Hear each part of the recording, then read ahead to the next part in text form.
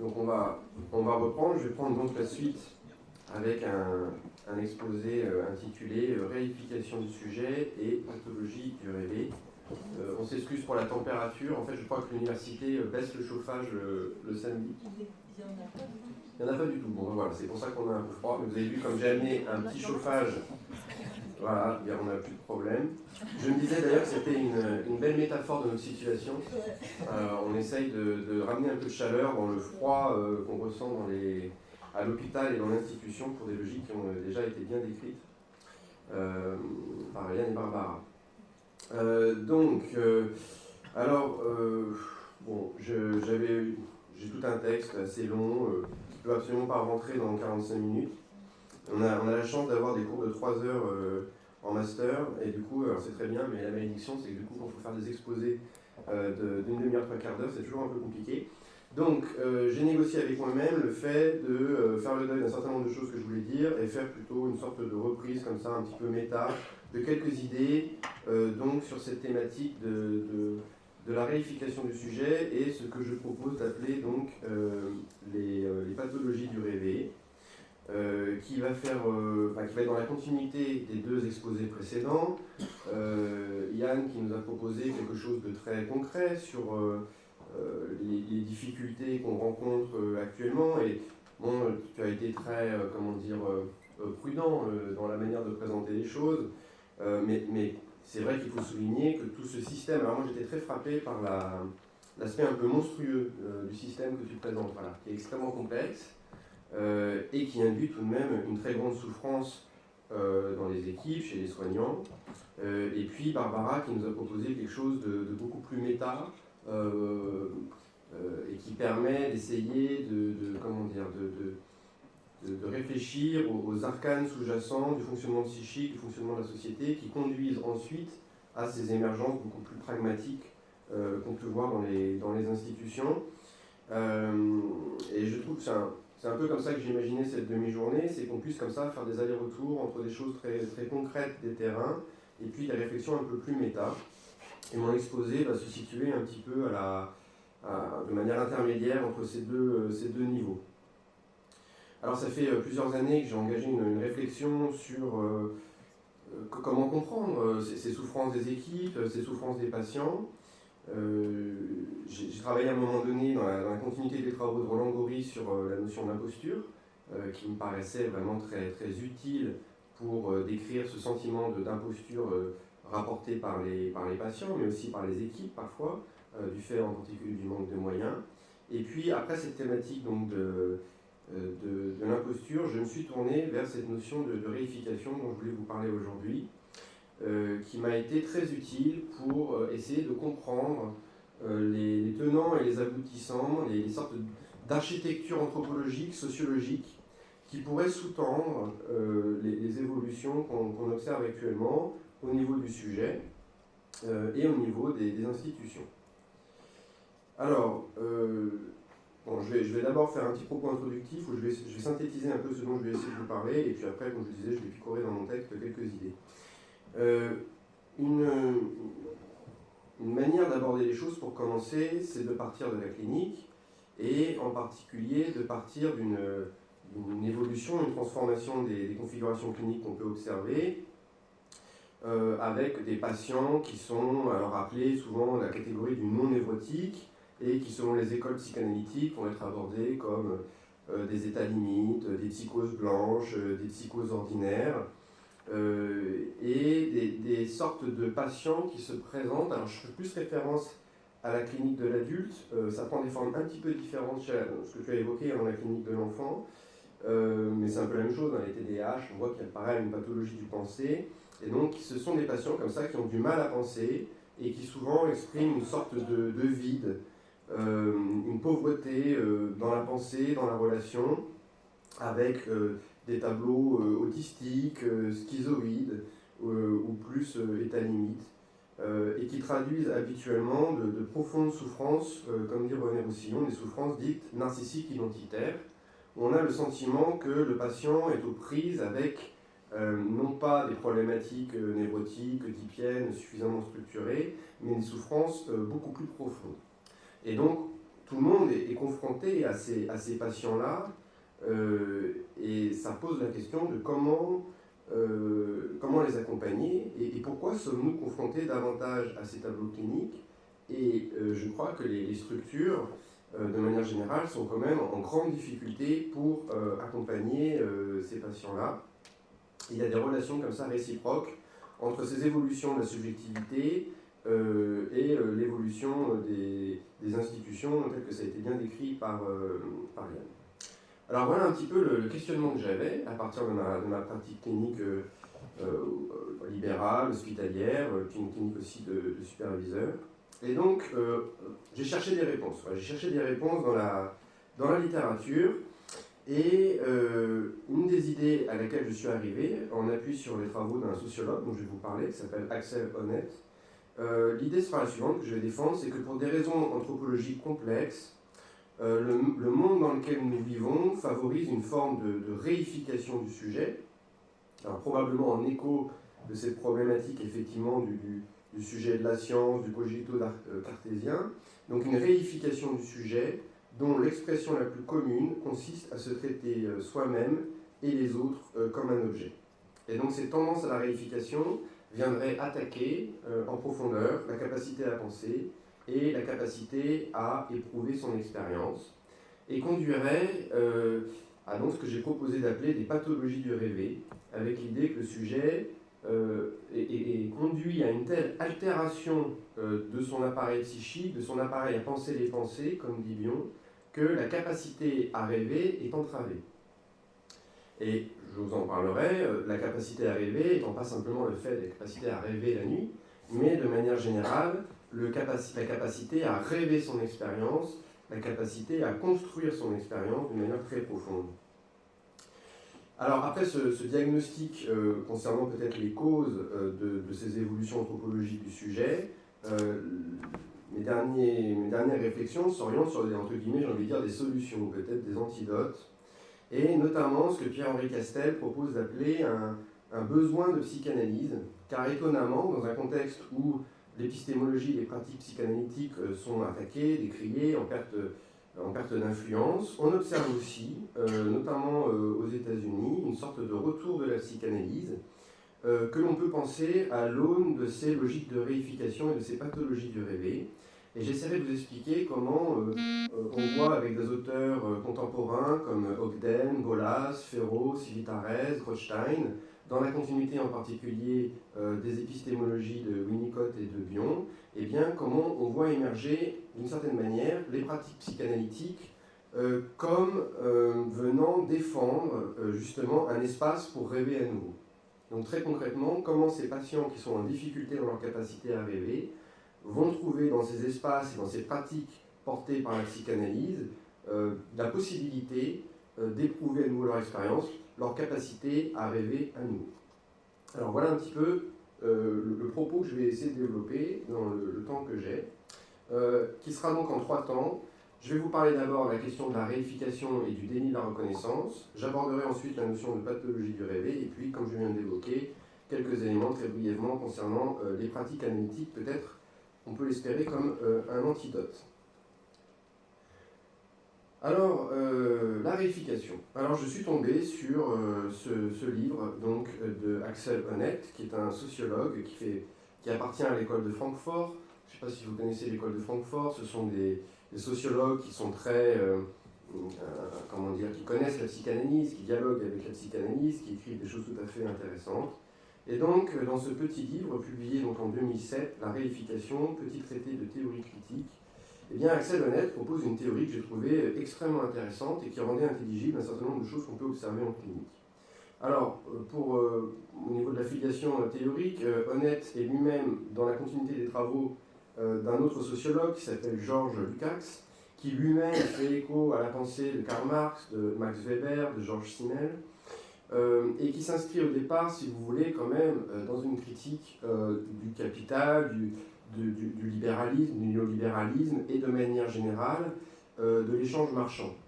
Et donc ces sociologues font l'hypothèse que la réification dont nous parlons là, eh bien, serait une sorte de posture, de conduite, une sorte de seconde nature de l'homme, qui découlerait d'une sorte d'internalisation des échanges marchands qui ont envahi la société dans son ensemble. Et cette tendance à la réification serait donc ainsi l'expression du fait que les êtres sont médiatisés par l'argent, et l'argent conduit à une sorte de perversion ordinaire des relations qui fait que chacun traite l'autre pour sa jouissance personnelle d'une certaine manière, en vue d'accumuler un capital. Et donc, le problème, c'est que cette tendance à la réification des relations, qui peut être médiatisée par le capital, eh bien, vient en contrepoint de la reconnaissance.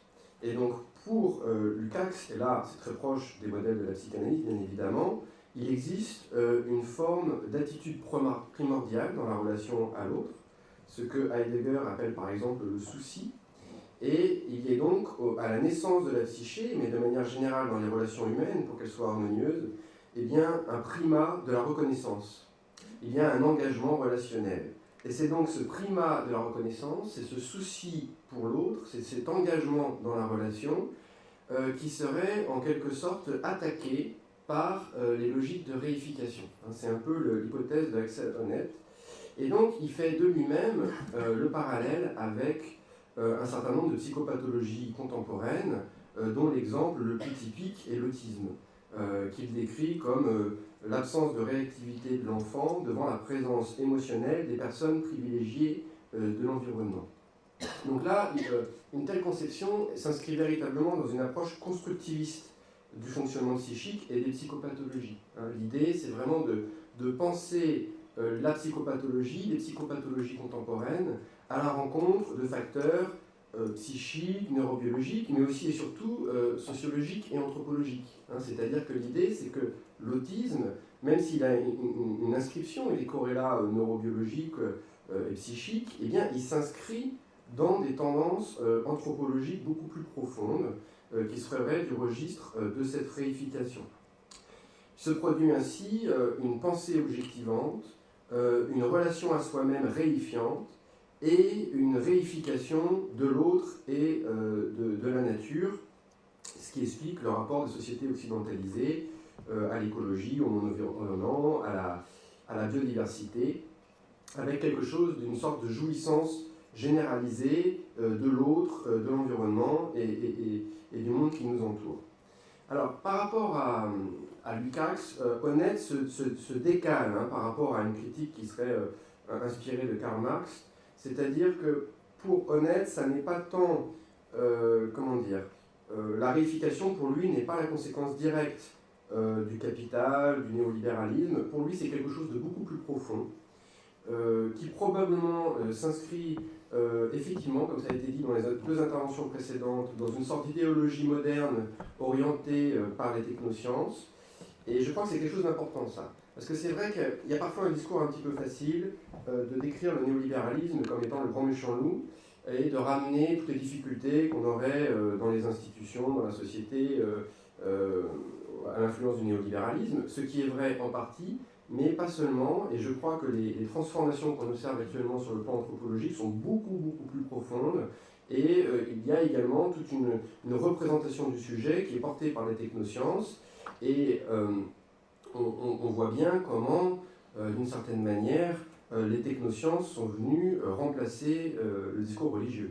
C'est-à-dire qu'il y a une nouvelle religion, une religion de la scientificité, où le salut, la vérité, passe par un certain discours scientifique qui, malheureusement, je le crains, soit très éloigné de ce qu'est véritablement l'activité scientifique, qui est au contraire une activité complexe, de doute.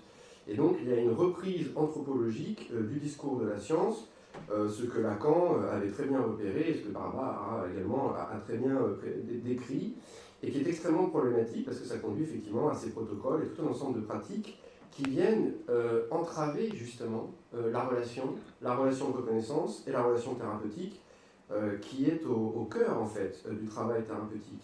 Et donc la difficulté qu'on a actuellement, c'est que ces logiques de réification viennent très concrètement entraver, notamment sous forme de protocole, le travail thérapeutique qu'on essaie de faire avec les patients. Très simplement, c'est ça notre souci. Donc, d'où l'intérêt d'essayer de comprendre ces logiques ces logiques de réification. Alors, elles prennent des formes extrêmement variées. Un exemple typique parmi d'autres, Yann aime bien les troubles anxieux, moi j'aime bien le trauma. Voilà. Parce que tout est devenu trauma. Ça a commencé essentiellement, vous savez, avec les vétérans de guerre qui avaient besoin de faire rentrer dans le DSM le PTSD pour pouvoir être pris en charge, et puis ça s'est étendu. Et puis alors là, maintenant, on a cette notion de trauma qui est vendue à toutes les sauces. Alors pourquoi cette notion de trauma?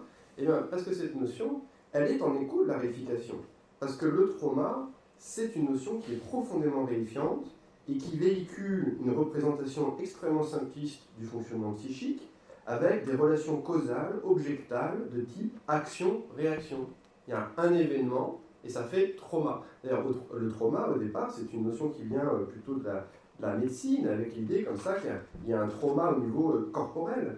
Et c'est comme si le fonctionnement psychique, ça marchait de la même manière, et donc il y a un trauma, et puis il faut traiter le trauma, et on oublie, et on laisse de côté, il y a une sorte de forclusion, on pourrait même dire, de la réalité psychique et de l'inscription de ce trauma, qui montre qu'en fait les choses sont beaucoup plus complexes.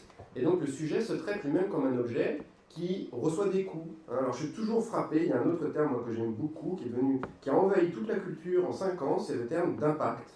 Et qui est même devenu un verbe, qui normalement n'existe pas, le verbe impacter. Alors les gens disent tout ça, on a été impacté. Voilà. Alors là c'est pareil, impact, c'est quoi? C'est un impact de balle, c'est un impact, c'est un objet qui rencontre un autre objet. Et donc le langage lui-même, en introduction je l'évoquais tout à l'heure, il y a des transformations du langage. Et ce qui est étonnant, c'est de voir comment les psys eux-mêmes sont envahis et se mettent à utiliser ce langage de la réification. Et le problème, c'est que la transformation du langage vous empêche de penser, bien sûr c'est toute la question de la novlangue par exemple en 1984 et ce genre de choses, et je crois que nous sommes actuellement en plein là-dedans.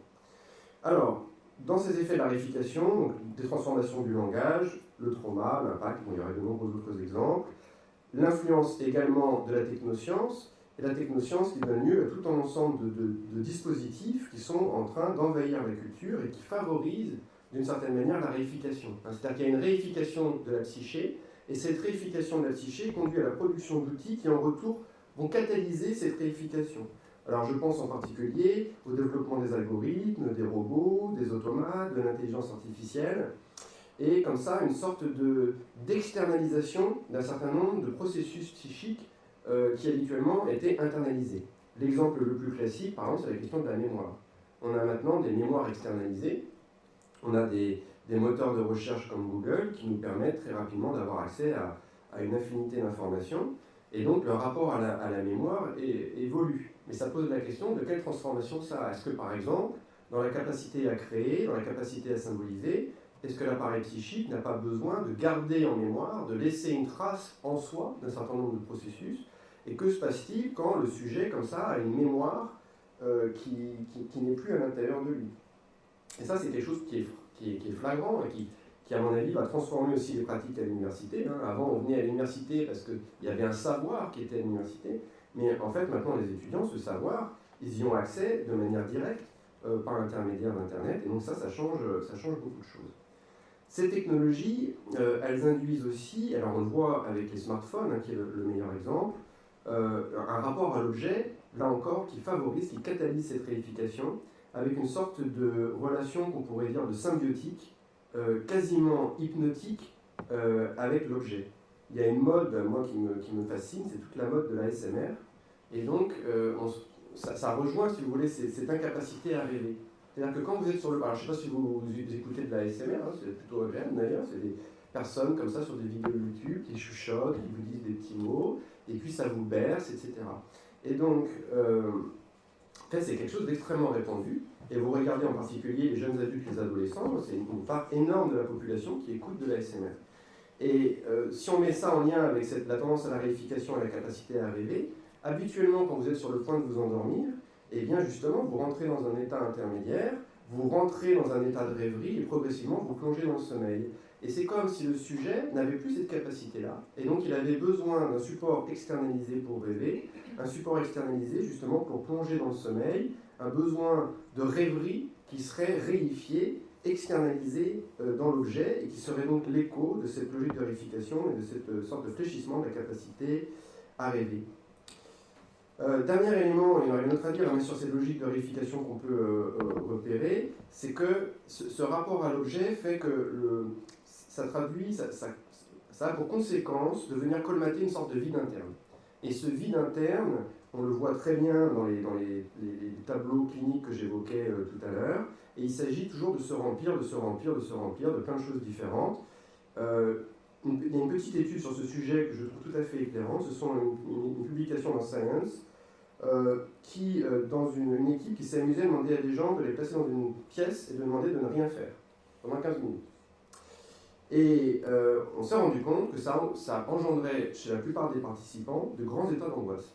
C'est-à-dire que les personnes ont tellement besoin d'être en interaction avec des ordinateurs, des téléphones portables, d'être toujours dans une sorte de surenchère cognitive, que le simple fait de rester 15 minutes comme ça produisait des états d'anxiété. Et il y avait un petit dispositif supplémentaire, il y avait un petit dispositif qui permettait aux personnes éventuellement de s'administrer de petits chocs électriques pendant cette période où ils ne faisaient rien. Et ils se sont rendus compte que la plupart des participants préféraient donc s'administrer de petits chocs électriques plutôt que de ne rien faire. Alors c'est tout à fait intéressant. Voilà, bon. Donc on voit qu'à un moment donné, il y a une sorte de vide, et ce vide, il vaut mieux le remplir par de petites logiques masochistes. Et cette petite clinique du masochisme, elle est quand même extrêmement présente, je trouve, dans la clinique de l'adulte. Donc il y a comme ça une sorte de vide qui se traduit par une avidité, par quelque chose du toujours plus, et ce toujours plus, eh bien, il est rempli notamment par cette activité cognitive, par ces objets. Or, l'une des questions qu'on pourrait poser, et qui fait écho à ce que je disais en introduction, c'est que est-ce que le travail d'intégration psychique, est-ce que le travail de symbolisation, le travail de réflexivité, le travail de l'affect, ne nécessite pas, au contraire, un espace vide pour pouvoir prendre le temps de penser ce qui se passe à l'intérieur de soi. Et donc je trouve qu'en clinique de l'adulte, on voit arriver de plus en plus de patients qui sont comme ça, qui essaient de remplir ce vide, qui vont de plus en plus trouver des psychothérapies de remplissage, d'une certaine manière. Alors, et du coup, il faut faire toujours des tranches de plein de petites comme ça, de psychothérapie courtes, et qui viennent bien sûr remplir ce vide par, ça a déjà été évoqué, ces étiquettes. Voilà, et donc alors je prends toujours cette métaphore du bonhomme CTLM, hein, vous savez, dans la publicité, qui arrive comme ça avec des post-it verts partout pour essayer de ressembler au vrai CTLM, qui est un petit bonhomme vert voilà, dans une publicité pour l'assurance. Et donc, je trouve qu'on voit de plus en plus de ces patients qui arrivent comme ça, ils ont tous leurs post-it, alors TDAH, TDI, tac, tac, tac, tac, tac, tac, et ils sont comme ça dans un rapport d'aliénation au discours ambiant et à ces étiquettes qui ne cessent d'évoluer. Et pour faire le lien aussi avec ce que disait Yann, maintenant ce qui est problématique aussi, c'est qu'on voit arriver des enfants qui ont pareil, plein de post-it qui leur ont été collés dessus par leurs parents, par l'école et par les psys. Voilà. Donc c'est très problématique parce que quand vous avez plein d'étiquettes partout comme ça, plein de post-it, eh bien ça vous éloigne de vous-même et vous êtes totalement réifié. Et je crois que les psys, notamment du fait de la psychanalyse, mais ça va plus loin que ça, d'une certaine de pensée humaniste qui était portée par la psychologie clinique et la psychiatrie, en particulier en France, en particulier avec la politique de secteur, eh bien tout cela est en train de disparaître, de s'effondrer, et tout le monde rentre comme ça dans ces logiques de réification au premier degré, qui produisent des effets qui paraissent tout de même très délétères, qu'on a du mal à voir comme étant un progrès. Donc voilà quelques éléments sur le premier point. Si ça vous intéresse, c'est des choses qui ont été très bien travaillées aussi, bien sûr, par Alain Ehrenberg, dans La fatigue d'être soi, sur aussi cet envahissement de la dépression dans les cultures occidentales, où il s'agit de devenir un objet parfait, hein, un moi idéal, et ça fatigue de devenir parfait, idéal, surtout quand derrière vous avez ce vide à colmater. Alors, du coup, je suis arrivé à cette notion de pathologie du rêvé, reprenant l'épistémologie de Bion, et donc pour Bion, il a repris le modèle du rêve de Freud, et il a montré comment, en fait, la capacité à rêver est une sorte de capacité fondamentale de l'appareil psychique. Et donc, mon idée, c'est que la tendance à la réification, le déni de la reconnaissance, eh bien, induit une internalisation d'une sorte d'une incapacité à rêver. Hein, puisque pour Bion, la capacité à rêver découle de la relation intersubjective, de ce qu'il appelle la fonction alpha, Et lorsque vous êtes dans une culture, dans une société qui entrave cette capacité à la reconnaissance et à l'intersubjectivité précoce, eh bien, ça induit comme ça des pathologies très profondes de la capacité à rêver. Ce qui, au passage, souligne d'ailleurs toute la complexité sur le plan de la causalité. C'est-à-dire que les relations intersubjectives précoces du bébé avec ses figures d'attachement s'inscrivent nécessairement dans un contexte anthropologique et sociologique donné. D'où l'intérêt, je crois, pour les psys de manière générale, de toujours être en dialogue avec la sociologie et l'anthropologie. Sinon, il y a un risque, si vous voulez, à essayer de localiser, voire même paradoxalement de réifier des relations de causalité en disant, par exemple, le problème provient des relations précoces. Mais ces relations précoces s'inscrivent nécessairement dans un contexte anthropologique beaucoup plus global, que là encore Lacan a très bien décrit, notamment avec la notion de symbolique. Donc, ce que je veux dire par là, c'est que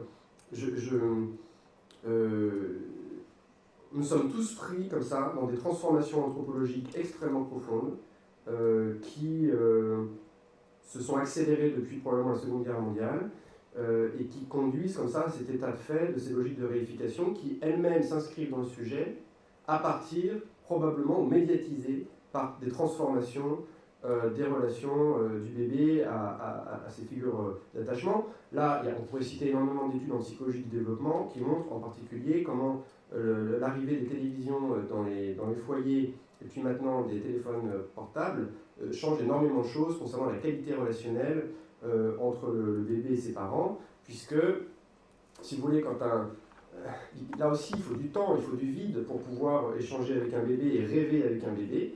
Sauf que quand vous avez des parents qui sont hypnotisés par un écran d'ordinateur, par une télévision ou par un smartphone, il y a plein d'études qui le montrent très concrètement, eh bien ça vient entraver la magie, le rêve de ces premiers temps de la vie. Donc l'hypothèse que je ferais, mais c'est une hypothèse heuristique parce qu'elle est compliquée à démontrer de manière précise, parce que ce sont des processus hyper complexes, c'est que les dyades des premiers temps de la vie sont prises dans des transformations anthropologiques qui conduisent à ces réifications, et le sujet, il ne fait pas semblant d'être comme ça, il est vraiment comme ça. C'est-à-dire qu'il a été conçu comme ça, et les patients adultes qu'on voit arriver qui sont comme ça, ce sont des patients qui ont déjà 20, 30, 40 ans et qui sont pris dans des logiques anthropologiques qui sont déjà là depuis un certain temps. On peut repérer un peu les origines de tout cela du côté notamment de Georges Devreux, par exemple, dans un très beau texte qui s'appelle La renonciation à l'identité. Et on voit déjà, c'est un texte de 1967, que Devreux avait déjà repéré ce qu'il appelait des névroses d'identité. Des névroses d'identité comme ça qui semblent apparaître après la Seconde Guerre mondiale et qui se caractérisent par ce qu'il appelle une sorte de défaut d'intégration du soi, et lui-même fait le lien avec le rêve.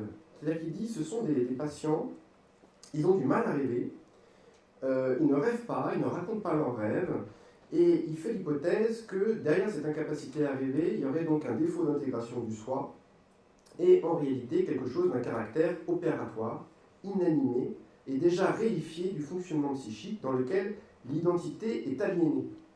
Donc c'est comme si, quand vous n'avez pas cette capacité à rêver, vous êtes aliéné à l'ordre social. Il y a quelque chose de cet ordre-là. Vous ne pouvez pas vous dégager de tout un ensemble d'injonctions sociales, et c'est là qu'on trouve un sujet, Barbara l'a évoqué, on trouve un sujet qui du coup il est prisonnier des étiquettes qui lui sont proposées par la société, et je pense que cela par exemple aide beaucoup à penser toutes les problématiques, les controverses qu'on a actuellement autour des identités. C'est-à-dire que paradoxalement, c'est comme l'identité devient factice, eh bien le sujet, quand l'identité devient plutôt fragile, le sujet a besoin de se réparer, de s'accrocher à des identités qui sont proposées comme ça dans la culture, et auxquelles il va se raccrocher, mais qui paradoxalement, ces identités factices, eh bien c'est à nouveau le post-it qu'il est obligé de se coller dessus pour essayer de colmater une sorte de vide interne, un manque de sens, et derrière cette capacité à rêver. Alors, ce n'est pas simplement donc une capacité, des pathologies de la capacité à rêver dont j'essaie de vous parler là, mais c'est bien des pathologies du rêver. Du rêver, c'est-à-dire, c'est pour souligner le caractère, je dirais, originaire, fondamental, d'un rapport de soi à soi. Le sujet est obligé de renoncer à son identité propre, il est pris dans des aliénations par l'objet, et cela conduit le sujet, et ça Devreux l'avait déjà très bien repéré, le conduit à se mouler dans des identités qui lui sont proposées. Devreux parle ainsi de déguisement de l'identité, des faux selfs, des masques rituels qui, je le cite, mettent en exergue la dimension tragique de la perte d'identité. Alors, ces choses repérées par Devreux, il y a bien d'autres cliniciens qui le repèrent dès les années 70, et je le disais tout à l'heure, je crois que c'est notamment cela qui va participer de termes qui vont émerger, comme termes d'état limite, de psychose blanche, de psychose ordinaire, qui sont abordés sous différents prismes théoriques, souvent d'ailleurs qui s'opposent, mais qui, à mon avis, sont la conséquence de cette réification globale de notre univers social. Hein. L'idée, c'est qu'il y aurait en fait, de manière sous-jacente, une sorte de données fondamentales de l'expérience subjective qui serait ce primat de la reconnaissance, qui perd en importance et qui se traduit ensuite dans ces tableaux, comme on dit, hétérogènes, avec des bouts de névrose, des bouts de psychose, bien sûr, l'un des débats, vous le savez, c'est est-ce qu'il y a forclusion du nom du père ou non, est-ce que derrière il y a des problématiques narcissiques, dans quel registre on est. Et je crois que les différentes écoles psychanalytiques essayent de mettre des mots sur ces tableaux un peu bizarroïdes, quoi. Et c'est très frappant quand vous lisez les travaux les plus contemporains sur les états limites, si vous lisez du Lestelon ou La folie privée de Green, des références comme cela, ou si vous lisez par exemple Malval, Miller sur la psychose ordinaire, en fait pour moi ce sont des tableaux cliniques très proches et qui rendent compte en réalité je crois, voilà, en tout cas l'hypothèse que je proposerais, de transformations anthropologiques très profondes et qui vont au-delà finalement de ces termes, de ces hypothèses théoriques qui sont proposées. Alors, le sujet finit du coup, du fait de ces tendances à la réification, à une altération profonde du rapport à soi, il finit par se rigidifier. Là aussi, on pourrait aller chercher d'autres cliniques, par exemple la clinique de l'anorexie, la clinique du trauma, cela conduit également à une expression que j'aime bien, qui est celle de René Roussillon, de ce qu'il appelle un processus sans sujet. Pardon. Un processus sans sujet, c'est-à-dire que le rapport à soi est tellement attaqué que la dimension subjective est en quelque sorte mise à distance. Et d'ailleurs, on le voit dans les... c'est toute la problématique qu'on a actuellement dans les structures, c'est-à-dire comment ramener du sujet lorsqu'il y a du protocole. Donc, bon, là, je vais pas développer, mais disons que vous pouvez essayer de repenser tout un ensemble de configurations cliniques.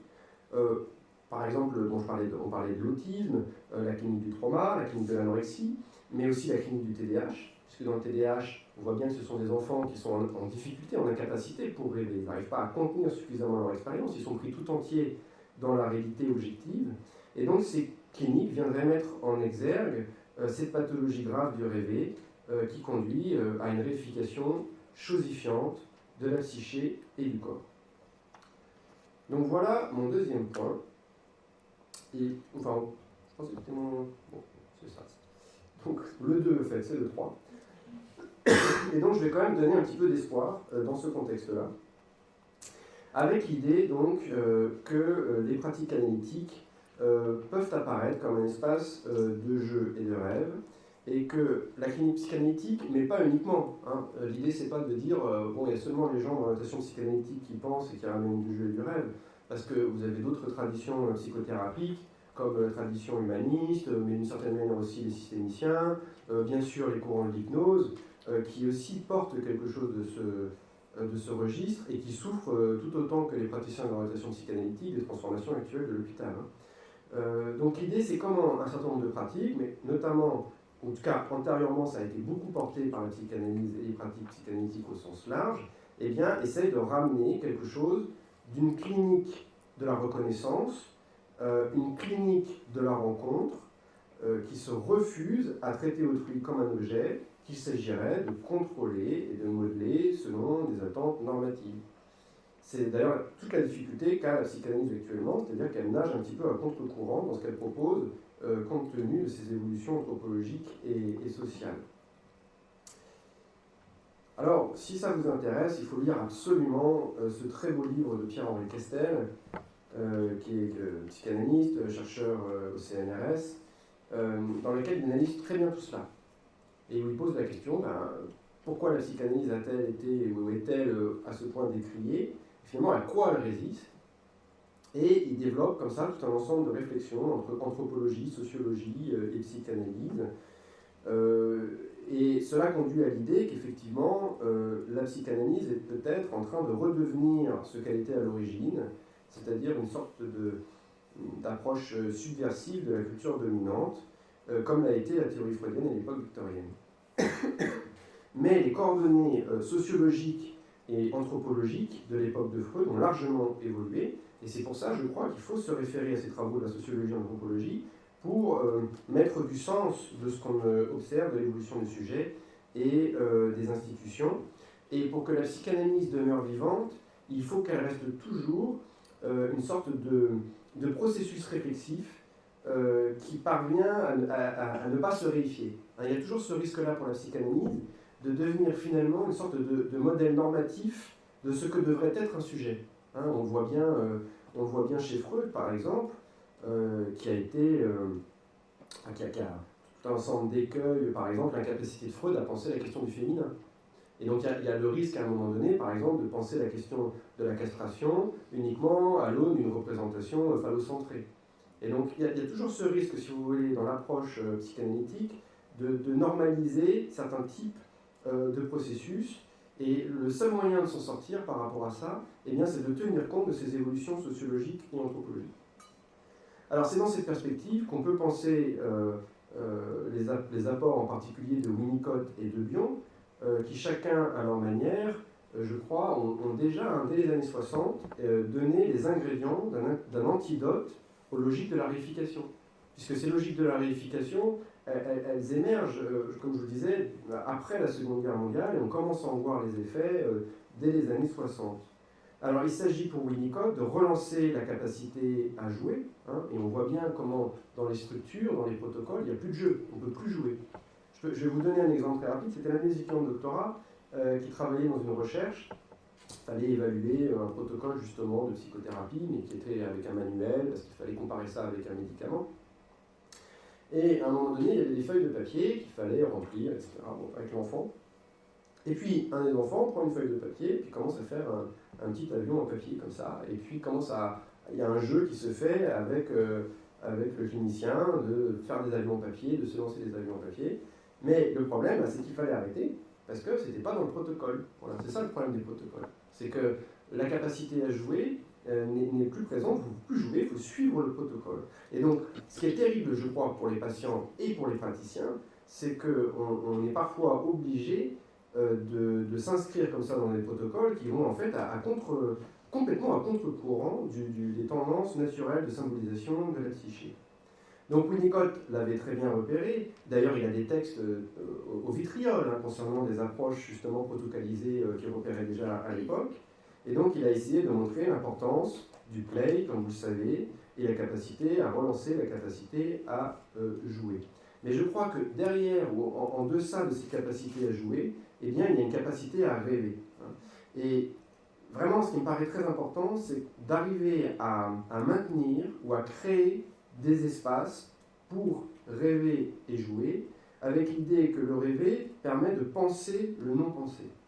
Et donc cette idée-là, vous allez la trouver dans tout le courant qu'on appelle le courant de la psychanalyse post-bionienne, qui vient des États-Unis, qui émerge suite au fait que Bion va partir de Londres et va partir sur la côte ouest aux États-Unis, va former tout un ensemble d'analystes là-bas, comme Rothstein notamment et Ogden.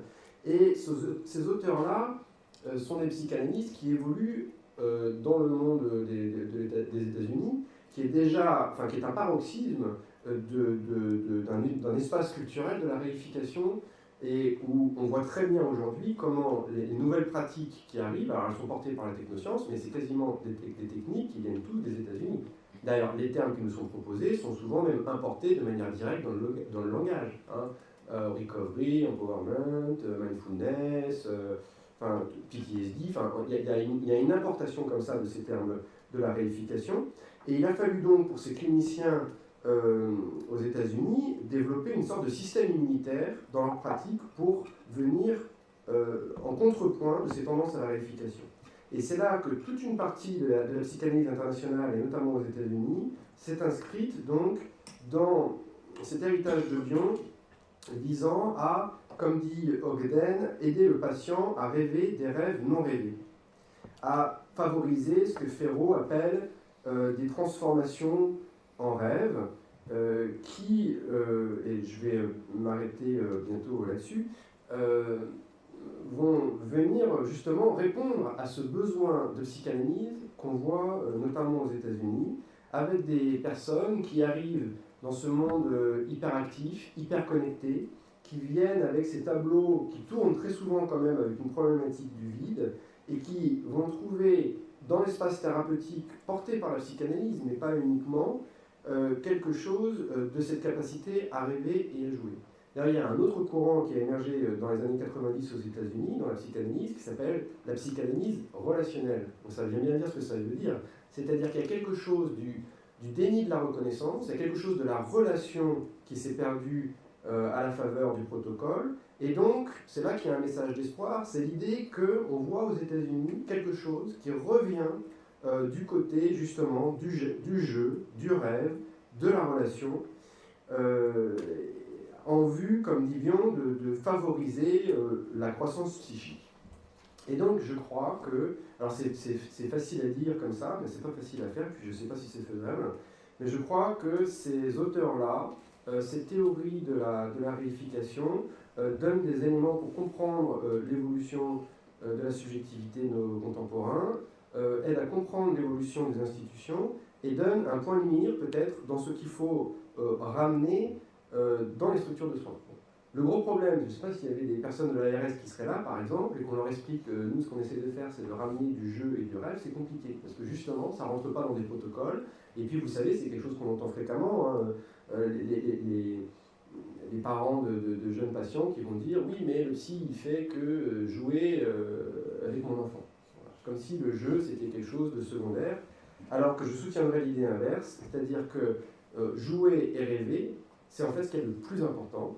Et donc, je crois qu'il faut trouver un moyen d'expliquer ça à l'ARS, au ministère. Alors, on en a souvent parlé avec Yann. Le gros problème, c'est que quand on essaye d'expliquer ça au niveau hiérarchique supérieur, c'est vrai qu'on est peu écouté, et que ce contexte anthropologique de la réification est tellement, étendu, que le dialogue, à un moment donné, même devient impossible. Donc voilà, un petit peu ce que je voulais vous dire ce matin. Je vous remercie pour votre attention.